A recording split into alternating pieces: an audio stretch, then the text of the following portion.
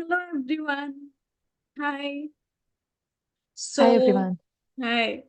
So today Ananya from Team Vallath is here with me. Hi. And today me and Ananya will be doing this session, and we are back with major authors for NetSet Day 2. And today ma'am is not with us here, but me and Ananya will be conducting this session today. I really hope you guys will like this session as well. So, and I hope you watched the previous session also yesterday. And from yesterday, we have actually started this series on major authors for net set. And in this series, we're talking about the writers and their works, special to which are very important for any competitive exam you take.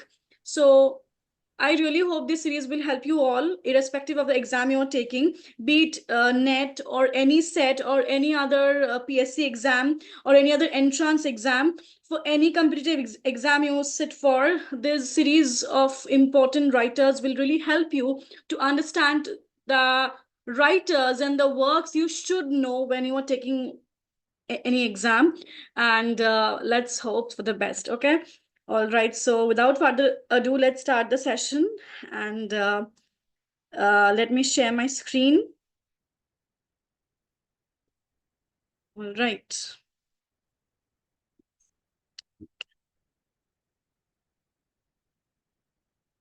So here we are, authors you shouldn't miss. We are doing British authors part 2. And here we are with day 2. All right. So let's see. What's the first question? Okay. So the first question is on Wordsworth. We all know when it comes to our academia or any competitive exam, or to say in literature overall, Wordsworth is a poet, is a writer whom we cannot avoid. We just cannot avoid Wordsworth. If you are a student of literature, you have to know Wordsworth. So let's see. What's the question? The growth of a poet's mind is the subtitle of which poem of Wordsworth? The Excursion, the Prelude, Tintern Abbey, or the Female Vagrant?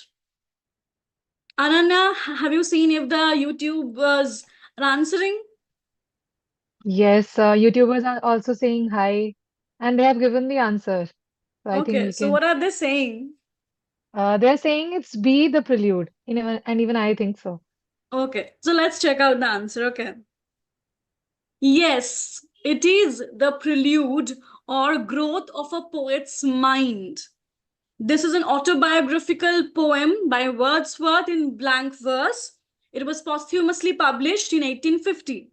And as I told you, that Wordsworth is very, very important when it comes to any exam we take. So if you are sitting for any exam, you must know Wordsworth. Not only the prelude, but he has written many poems which are very important. Like they can ask you important lines from a poem or figures of speech, anything. The subtitles like this, or characters, or the years of publication. So do check out Wordsworth. Very important. Okay, so shall we go to the next question? Ananya, please read this. Okay. In which poem does Wordsworth describe himself as a worshipper of nature? Is it Tinton Abbey, Daffodils, The Solitary Reaper, or The World is Too Much with Us? So we'll wait for just some people to answer. Yeah. What do you think, Ankita? What do you think? Tell me. Uh, okay, some people have answered. Ravi has answered, so it is 8 Intern Abbey. I think that is the answer too. Okay, so let's check the answer. Right. Yeah. Yes, the answer is Tintern.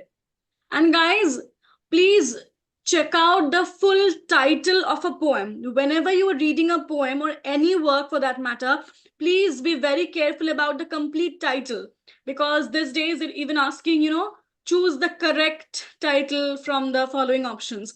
So please be very careful about the full title. All right? Okay.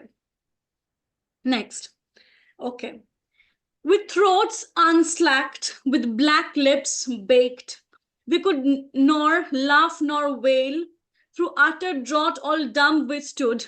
I bit my arm, I sucked the blood and cried, "A sail, a sail." These lines have been taken from which poem? The Rime of the Ancient Mariner, Inchcape Rock, Childe Harold's Pilgrimage, or none of the above? After you guys guess the option, then we will talk about this poet. All right, so what are you guys saying? Let's see. These lines have been taken from which poem? Any guess? YouTubers are Our YouTube friends are giving the right answer very enthusiastically. All of them are saying A. Okay, so shall we see if this is A? Okay, let's see. Yes, these lines have been taken from the poem The Rime of the Ancient Mariner. As we all know, it's a very ambitious work by none other than Coleridge. It's a poem in 7 parts, right? And we all know, like Wordsworth, Coleridge was another mighty early romantic poet without whom our literature knowledge can never be complete. So again, he is the one who brought out the theories of imagination, who talked about organic unity in literature. He was a versatile poet, critique, right? So it's very important to know about Coleridge because his contribution towards romantic poetry and criticism was immense. His massive work was Biographia Literaria, published in 1817, which is such a magnificent work of literary criticism, right? Which talks about not only theories of imagination, but theories of creativity. So it's very important that all of you, should know about Coleridge very minutely, because you never know. You can get question from any of his poems, his critical work. So be very careful. All right. Okay. Ananya, please read. Okay. Weave a circle round him thrice and close your eyes with holy dread. In Kubla Khan, okay, we know it's from Kubla Khan. These lines are about whom? Is it Kubla Khan or the poet, the Abyssinian youth, or Apollo? So let's see what our friends are answering. Weave a circle round him thrice and close your eyes with holy dread. Those who have attended ma'am's classes, her voice is just ringing in my ears right now, the way she says it. Okay, So shall we go for the answer, Ananya? right. Okay. I think it's the answer is the poet. Yes, right. The answer is the poet. These lines, weave a circle round him thrice and close your eyes with holy dread. This actually refers to the poet when he is under divine inspiration, because it was generally believed that poets are creators who are inspired by God to create poetry, because poetry is one of the most creative activities ever, right? And this phenomena of uh, weaving a circle around him thrice, because he is apparently possessed, he is possessed by divine inspiration. And close your eyes with holy dread. You see, two very opposite words, holy and dread. Holy is something divine and dread is something opposite to it. But again, this brings in many connotations of political theology, and how often, respect towards God comes with fear, because we're often afraid of divine providence, that if we commit sin, we will be punished very severely. So that respect often comes from fear. So that can be this, explanation of this holy dread.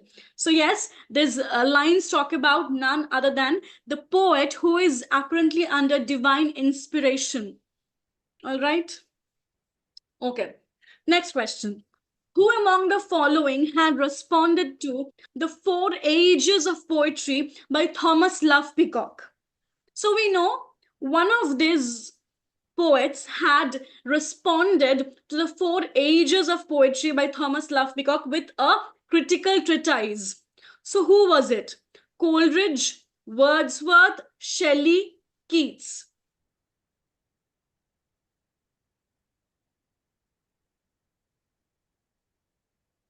Guys, what do you think? Yes. So all of you have started answering already, and all of you are saying it's Shelley, option C. Yes, all of you are saying it's option C. Okay, so let's check out the answer. Yes, it is Shelley who wrote A Defense of Poetry in response to Thomas Love Peacock's The Four Ages of Poetry. And again, we all know that Shelley was another very important poet whose critical ideas and creative ideas on romantic poetry and revolution and freedom were very important. So it's very significant for all of us to know about his ideas. And we all know he was such a revolutionary poet who had such groundbreaking ideas on freedom, atheism, revolution.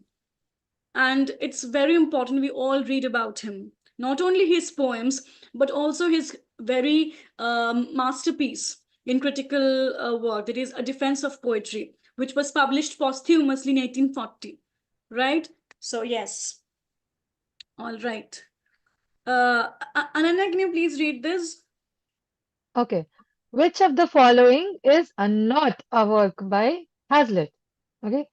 So options are lectures on the English comic writers, the spirit of the age, lectures on English poets, or moral essays. So let's see what you all are answering.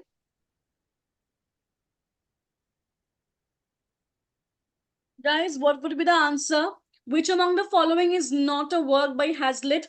Hazlitt, we know again, he was a very important romantic essayist, right? He was a very important essayist.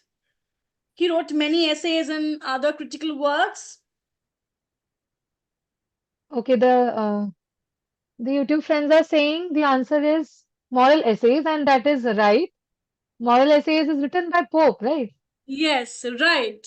Moral essays, it was by Pope. It was not by Hazlitt. But there's three other options are very important works by Hazlitt. There is lectures on the English comic writers, the spirit of the age, lectures on the English poets. These three are very important works by Hazlitt. All right. So, guys, so please remember Hazlitt is another important writer, another important essayist whom you should know. All right. Okay. All right. Next, I think this question is very easy. Who among the following is well known for his celebrated autobiography, Confessions of an English Opium Eater? Edmund Burke, William Godwin, Coleridge, or Thomas De Quincey? We all know, I think, that who wrote this very famous autobiography regarding his opium addiction and Can I how it can I answer? affected his life. Ah, yes.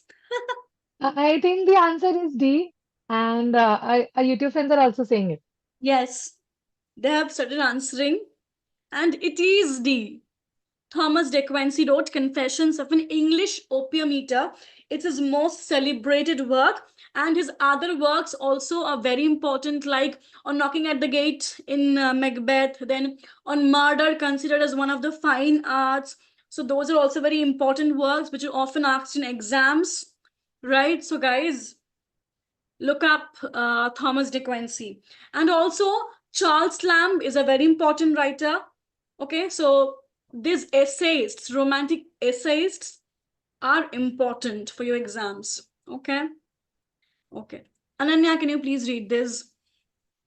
In which poetry collection among the following of Robert Browning do we find the poem Childe Roland to the Dark Tower came? These are his poetry collections, okay? Men and Women, The Ring and the Book, that okay, dramatic lyrics. So Men and Women and dramatic lyrics are definitely his poetry collections. Which is the answer then?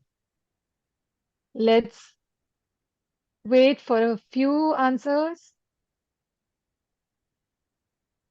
Guys, in which poetry collection do we find the poem Childe Roland the Dark Tower King? Okay. We are getting very mixed answers. Some are saying the ring and the book, some are saying dramatic lyrics. We need your help now, Ankita.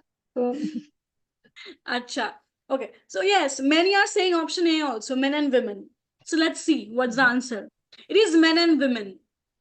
In the poetry collection Men and Women, we find this poem Childe Roland the Dark Tower Came. So, guys, we all know Robert Browning was a very major Victorian poet along with Tennyson and Matthew Arnold. So, like Tennyson, Robert Browning was equally important, and his poetry collections are also very significant, right?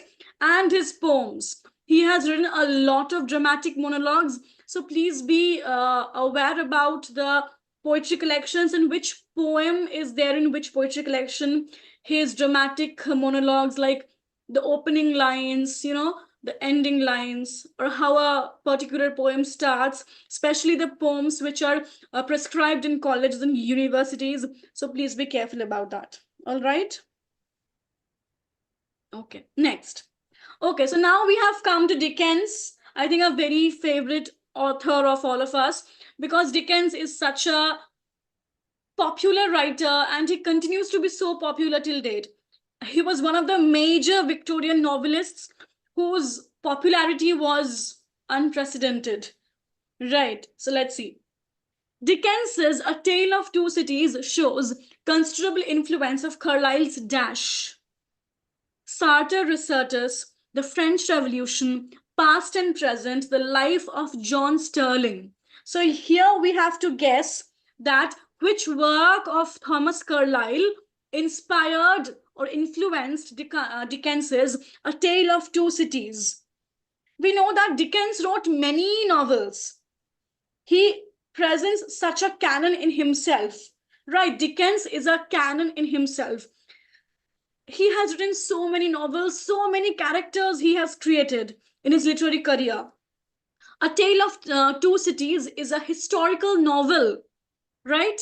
It's a historical novel by Dickens, which was published in 1859. These two cities actually refer to London and Paris, and it is set in the backdrop of the French Revolution. Okay. So I have already told you the answer, I guess, right? but Yes. most of them have already answered as B unanimously. Yeah. It is Carlyle's The French Revolution, which had inspired Dickens's A Tale of Two Cities. All right, we all knew this, right? Okay. Ananya, please read this for us. Which work of Dickens among the following can be categorized as a picaresque novel? A Tale of Two Cities, Pickwick Papers, Hard Times, or Great Expectations? So, okay, people have started answering also. Yes. Which novel among the following has picaresque elements? If we start from the top, the first option, A Tale of Two Cities, doesn't really have picaresque elements, right? A Tale of Two Cities is mostly a historical novel. It doesn't really have picaresque elements. What do we think about Pickwick Papers? Ananya, what do you think? Can Pickwick Papers be considered a picaresque novel? Does it have picaresque elements? Yes, it sort of does. I think. Yes. So, guys, what do you think? Many are saying A, D, B. Let's see. It is Pickwick Papers, which is a picaresque novel. Hard times, we know it mostly concerns the economic and industrial issues of the day. It talks about the utilitarian nature of the contemporary times. Great Expectations doesn't really talk about the adventures, because again, Philip Pirrip was not a rogue. He is not a roguish character. He is a very mild character, very mild and gentle boy. So Philip Pirrip cannot be considered as a Picaro. And A Tale of Two Cities is a very thoroughly historical novel which concerns mostly the historical events, the tides of French Revolution, how it affected the uh, ordinary lives back then, and not only ordinary lives but also how the aristocrats were affected by it, right? That wave of hatred towards aristocrats, right? So Pickwick Papers is a thoroughly picaresque novel which talks about the adventures of the Pickwick Club. Remember, so it is Pickwick Papers. And guys, whenever you are studying Dickens, please try to study his novels chronologically, because we often get questions like arrange these novels in the correct chronological order. So please study chronologically. Be careful about the characters, right? So Dickens is very important. All right. Next, who said that all great literature is at bottom a criticism of life? Carlyle, Matthew Arnold, J.S. Mill, John Ruskin.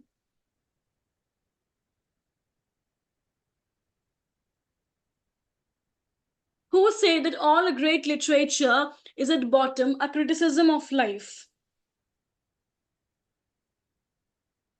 Is it Carlyle, Matthew Arnold, J.S. Mill, or John Ruskin? Okay. Many are So everyone saying is B. giving yes. Yeah. They're What do you saying think, Arnold. Ananya? Yes, it is by Arnold. Okay, let's see. It is Matthew Arnold, because we all know he was such a mighty Victorian critique.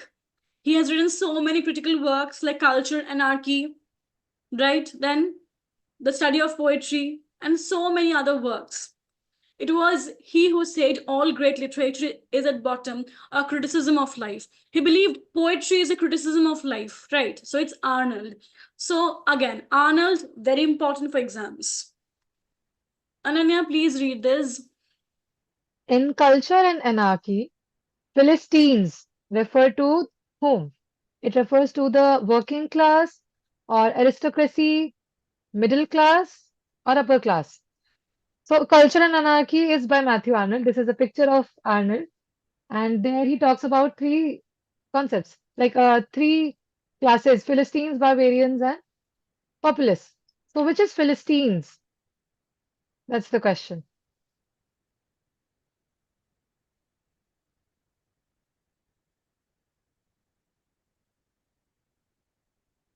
Okay, they have started answering.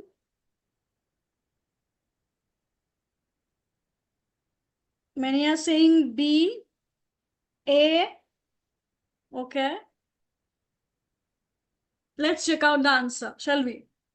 Yes. Philistines refer to the middle class. Philistines refer to the middle class. All right? Yes. Next question. Now we come to John Ruskin, such a famous art critique he was of the Victorian period, right? He was a very famous art critique, and his questions from his works have often come, and his works and ideas continue to be important. Because remember, he is the one who coined the term pathetic fallacy. We get this question so many times, right? In so many exams. So let's see.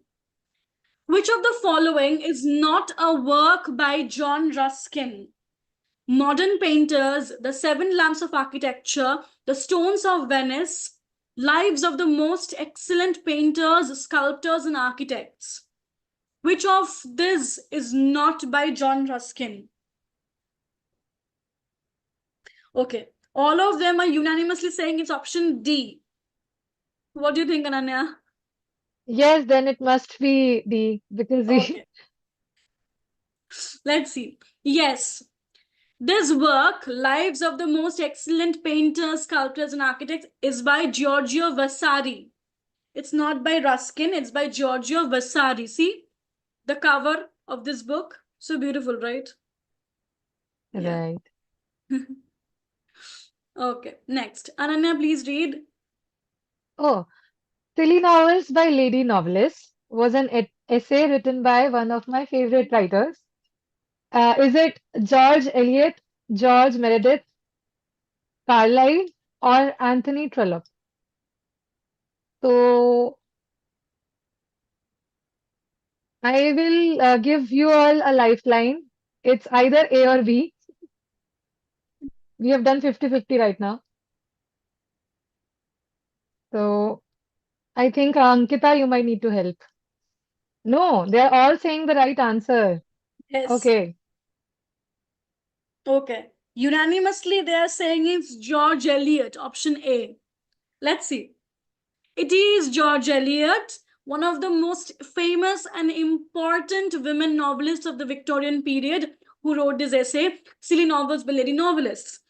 Please remember, her novels are very important, starting from her debut novel, Adam Bede, then Middlemarch, then Romola, Daniel Deronda, very important works. Her style of writing, her philosophy, it's all very amazing. Her works are very loaded philosophically and what to say, in terms of gender issues she talked about. But she is such a she's such an amazing writer. Uh, and the characters she has created throughout her literary career, be it Dorothea Brooke or Hetty Sorrell, they are very fascinating in their own ways, right? So when it comes to our exams also, questions about her have come repeatedly. So please do look up George Eliot, her novels, the characters, publication years, opening lines of novels, very important. All right. Okay. Now, this seems like a jumbo question, so let's see. So, as we can see, it's a question on W.B. Yeats, a very popular Irish poet. Right? We all know about W.B. Yeats a lot, so let's see the question. Which of the following plays were written by W.B. Yeats? The Land of Heart's Desire, Time and the Conways, The Silver Tassie, The Countess Kathleen, The Plough and the Stars. You have to choose the correct option now. C and D, A and D, A and E, B and E. I know the options can seem a bit confusing, but relax. Let's look at the options clearly. The Land of Heart's Desire, Time and the Conways, The Silver Tassie, The Countess Kathleen, The Plough and the Stars. Let's eliminate those options first, which we know for sure are not written by W.B. Yeats. The Plough and the Stars, we know it's not by Yeats, it's by Sean O'Casey. So E cannot be our choice. So E is there in both 3 and 4. So eliminate 3 and 4. We don't need E because we know the Plough and the Stars is by Sean O'Casey. It's not by W.B. Yeats. Now we are left with option 1 and 2. Now you can choose between 1 and 2. Okay, so many of you have started answering. It is A and D, all of you are saying. A and D, do you all agree with that? Yes, I think Option, unanimously we yes, do. they are saying it's option 2, A and D. All Yes, the other it is A novels, and D. they're Yes, all by Shauna Casey, right? yes. The Time and the land of, Conways. huh, the land of Heart's Desire and the Countess Kathleen. These two are plays by W.B. Yeats. Correct. Okay. Ananya, please read this. The Australian-born classical scholar Gilbert Murray is the original, this is the inspiration for Shaw's which character? Marchbanks in Candida, Adolphus Cuisines in Major Barbara, Professor Higgins in Pygmalion, or Duvidat in Doctor Dilemma. Okay, this could be a little tough. So, guys, which real life personality influenced Shaw's character? I mean, Gilbert Murray was the inspiration of which fictional character? Okay. Many are saying it is Professor Higgins. We know that Gilbert Murray was an Australian classical scholar and he was a friend of G.B. Shaw, and he became the inspiration for, let's see, yes, he became the inspiration for the character Adolphus Cousins in Major Barbara. All right. So again, G.B. Shaw is another very prominent Irish playwright who very famously wrote problem plays. He was inspired by the plays of Henrik Ibsen, and his plays continue to be very important, like Arms and the Man, Pygmalion, Major Barbara, Man and Superman, The Apple Cart, Candida, Doctor's Dilemma. All of his plays are very important, which talk about very pertinent political and social issues which are relevant even in our 21st century, right? The themes he put up in his plays, the issues he talked about, uh, the political agenda he put forward in many of his works continues to be very important even in this 21st century. And right, so GB Shaw is again a very important Irish playwright we all should know about, right? Okay. uh, Next, all of these are true about To the Lighthouse except dash. So we can see it's a question on Virginia Woolf, right? Virginia Woolf's autobiographical novel To the Lighthouse. It was one of the most autobiographical works of Woolf, To the Lighthouse. So among these four options, you have to tell me which statement is wrong. Okay. This work is a fine example of stream of consciousness technique. This novel centers around the Ramsay family. This work has 4 sections, and Lily Briscoe is a painter in this novel. Which statement is wrong? Which statement is wrong about this novel? Okay, everyone is saying it is option C. I think it is option C, right? Because this novel had 3 sections: The Window, Time Passes, and To the Lighthouse. The Window, Time Passes, and The Lighthouse. This novel has 3 sections, not 4. So option C is wrong. It doesn't have 4 sections. The other 3 statements are true. And we all know, like, Woolf is the most, what to say? I don't even have words for her. She is such an enigmatic writer. Her writing style is so powerful. It can it can seem to you very chaotic when you read when you try to read Woolf for the first time, but her works take you to another realm. Her style of writing, her stream of consciousness technique, her language, the loneliness of the inner self she talks about. I think we all can relate to that in today's world. That fragmentation of our inner self, that impossibility of articulation of what we feel. I think it's all very, I think it touches all of us in a very different way. Right. So Woolf is a very important writer. All of her works, her essays, her critical works, very, very important. Starting from Mrs. Dalloway to Orlando biography, or A Room of One's Own, or Three Guineas. All of her works are very important and beautiful. All right. So please look up Woolf for sure. Next, Ananya, please read this. Which autobiographical work among the following was originally titled Beauty from Ashes?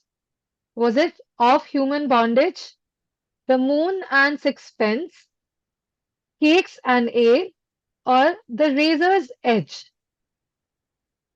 So these are all works by Somerset Maugham. Now, Shalini had mentioned that she does not want to waste her lifelines, so I'm not giving any lifeline here.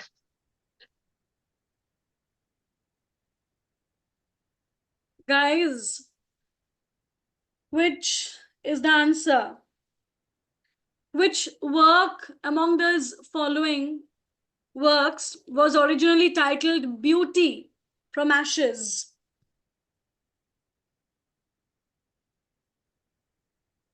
Okay. We're getting very mixed answers, Ananya. Some are saying Yes. B, some are saying D. Okay, Um, let's. What do you think? What is the answer? I think it's the first one, Of Human Bondage. Okay, yes, let's see. Of Human Bondage is the correct answer. It is one of the most autobiographical works by Somerset Maugham, and it was originally titled Beauty from Ashes. It is one of the most important works of Somerset Maugham, and Somerset Maugham is one of the most critically important writers we have, and questions have often been asked from his novels. Especially, these four works are very important: Of Human Bondage, The Moon and Sixpence, Cakes and Ale, The Razor's Edge. So please check out these novels and do read up a little bit on Somerset Maugham. All right, very important writer. Okay, next. Who among the following can be regarded as the pioneer of the spoken poetry? Ted Hughes, Dylan Thomas, Philip Larkin, W.H. Auden. Who among them is a very known personality in spoken poetry?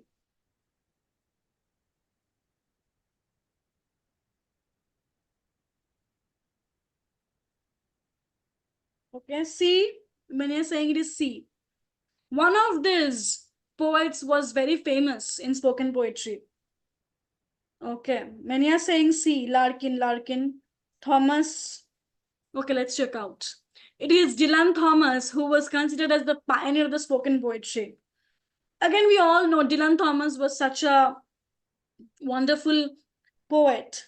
His poetry was very strongly romantic in its tendencies. Remember, I think all of you have read Do Not Go Gentle into the Night by Dylan Thomas. Such a beautiful poem. So do look up Dylan Thomas and also know why he is important. His poetry was so strongly romantic in its tendencies, such lucid language he used in his poetry, so soothing themes. So, again, Dylan Thomas, very important modern poet, right? Okay. Okay. Uh, I think this is our last question for today. Ananya, please read this. Which work among the following fictionally recreates Shakespeare's love life? Is it Bingo, Nothing Like the Sun, Abba Abba, or none of the above? So one option is already not there. I think the correct answer is amongst B or C because Bingo is by Edward Bond, right? And this is by Anthony Burgess. So what is the answer? I think people have given correct answers. Yes, let's see. It is Nothing Like the Sun by Anthony Burgess, which fictionally recreates Shakespeare's love life. In Edward Bond's Bingo, we mostly see Shakespeare as a very cruel landlord. So there we don't get to know anything about his love life. Nothing Like the Sun talks about Shakespeare's love life in a fictional manner. And Abba Abba is about the last days of the poet Keats. It is also a novel by Anthony Burgess. So Nothing Like the Sun is the answer. And it is a novel by Anthony Burgess where we get to see a fictional recreation of Shakespeare's love life. All right. Yes, Abba Abba is about Keats. So it's not about Shakespeare. The correct answer is Nothing Like the Sun by Anthony Burgess, which talks about Shakespeare's love life. All right, I think, yes, that was our last question for today. I really hope you guys liked today's session. I know all of you must be missing ma'am. She will be back with us again tomorrow, so don't miss her. She will be back again tomorrow. And I really hope you guys liked today's session. And if you like today's session, please do hit the like button for sure. Don't leave without liking the video, please. And we will be back again tomorrow with another set of wonderful questions. And we will continue our series on major authors. And I really hope you guys are benefiting from this series. And we will keep on bringing more. And we'll be back again tomorrow at 9 p.m. Please do join us tomorrow as well. All right. Okay. Bye.